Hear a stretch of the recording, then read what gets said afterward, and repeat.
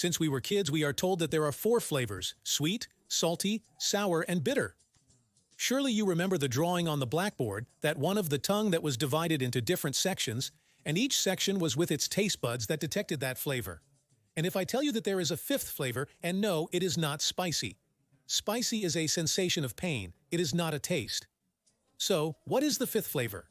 This last one is the hardest to describe, perhaps the most complicated, and surely you don't know it. That's why today I'm going to explain the flavor that named this beautiful channel. Umami. Motomami. No, umami. It has nothing to do with Rosalia. What is it? Where does it come from? What does it taste like?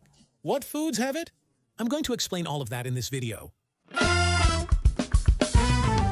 We'll briefly explore its history. Its understanding is quite new. It was a tradition in ancient Rome, using garum, a fermented fish sauce full of umami. They didn't realize what they were using, though. But when was umami really identified? In 1907, Dr. Kikune Ikeda noticed a unique taste while savoring tofu boiled in seaweed broth. He was convinced that this was a new basic taste, distinct from sweet, salty, sour, and bitter. Unlike most, Ikeda's curiosity led him to investigate this taste further. He traced it back to the seaweed and decided to study its chemical structure. Everyone entertains themselves as they can, right? I'm not going to judge him. The doctor went to the Imperial University of Tokyo, where he worked with his little soup plate and began his research. By 1908, he successfully isolated the flavor-transmitting crystals. These crystals were made of glutamate, and he discovered that this component had a taste different from the 4 already known. Ikeda aimed for his discovery to benefit people's lives. Hence, he established a business to introduce this taste to Japan and subsequently the world. This flavor is recognized as Ajinomoto, a white, thick powder available in supermarkets. Before we explore its properties and effects, you may be curious why it's named umami. What does this strange word umami mean? Let's revisit the term umami, which simply means tasty. It's split into umai, denoting delicious, and miai, signifying flavor. Hence, umami translates to delicious flavor. What else are they going to call it? We're aware of its discovery and name meaning, but there's a crucial unanswered question. What does it taste like? We can identify salty, sweet, bitter, or sour foods easily, but what about umami? Umami, a unique and hard-to-define taste, is our 5th flavor sensation. Its flavor is enduring but not overpowering. Ingredients with umami induce salivation that stimulates the throat, the palate, and the back of the mouth, creating a slight craving sensation and wanting to keep eating. In addition to this tasty flavor that it generates in your mouth, it creates a balance in the flavors and, for example, it enhances the sweet, lowers the bitter, and thus creates a more pleasant balance in the mouth for the taste or the food you are ingesting. As previously noted, the umami taste is created when the tongue contacts certain amino acids, including glutamate. And again, this blessed word, what the hell is glutamate? It may sound complex, but I assure you, you'll grasp it. I'm going to read this. Monosodium glutamate is the sodium salt of glutamic acid. It's unavoidable to read about it, a prevalent amino acid in food and humans. Just as it can be found naturally, it is also commercially sold as a food additive to enhance flavors. Simply put, it's known as Ajinomoto, or Chinese salt. MSG, known as MSG by the Yankees, is not appetizing on its own, but enhances the flavor of food. It works like salt in adding flavor, but contains 3 times less sodium, making it a useful tool to decrease sodium without sacrificing flavor, especially for people with high blood pressure. MSG makes food more enjoyable by giving it an umami-like taste. But well, we already know that this is an addition that we can put in our meals. But do any foods naturally contain it? Which ones are they? And if I tell you that the umami flavor has been with us from the first moment of our lives, unknowingly, we have always been familiar with this taste, since our first contact with food is with breast milk, which contains umami. Amazing, right? What other foods have it? We link basic tastes to specific substances. For example, sweet with sugar, salt with salty, bitter with coffee, and acid with vinegar or lemon. Umami, what do we associate it with? It could be with tomatoes, it could be with mushrooms, it could be with mature cheeses, it could be with a lot of things. Ever tasted a food that doesn't fit into any category? If you try Serrano ham, you probably can't categorize it within one of these flavors, as it has a particular taste that places it within a fifth flavor, umami. And if you're addicted to cheese and could never explain why, maybe you're in luck today? The mystery is finally revealed, it's umami.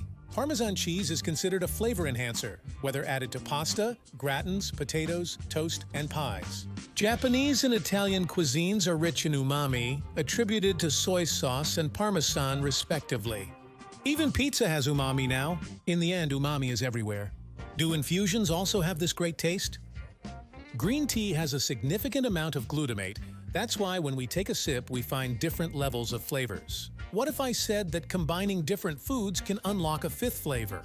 This is due to a chemical reaction where foods with glutamate enhance the taste of other foods when mixed. For instance, adding Worcestershire sauce, which contains anchovies, to lentils with chorizo enhances the taste significantly. This is also true for the mix of anchovies, cheese, tomato sauce, and onion. This ingredient is a good source of glutamate. For this reason, when combined with tomato to prepare a rich stew, they immediately become the kings of umami flavor.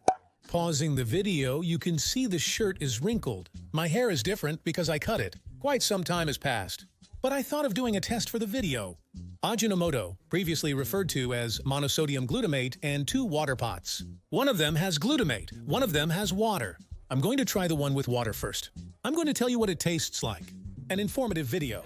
Now I'll try this one with monosodium glutamate, also known as Ajinomoto, or umami. I'll describe the taste Ajinomoto imparts to neutral water. Throwing salt makes it salty. Similarly, this is umami. This is water. Neutral water is like a base, correct? I've drunk water before, otherwise I'd be dead. Umami. It would seem like when you make a broth, like a protein flavor, broth flavor. It gives a thick feeling in the mouth, as if it's behind the tongue, with a sensation at the tip. I discussed this with a chef. It's somewhat effervescent, like bicarbonate. That's the best explanation I can give. You can try it yourself with monosodium glutamate or Eskimo-moto. What would I use it for? Continue with the video. Adding soy sauce to chicken broth doesn't make it saltier, but tastier. That's the idea. If you're unsure, check out Peppa Pig as its umami. Eastern cultures recognize and incorporate this fifth taste in their cooking. But what about the West? Most likely many of you are unfamiliar with MSG. Discussing umami inevitably brings up MSG prejudices in this region. In the 1960 essay, Doctor claimed his illness was due to Chinese food, particularly MSG.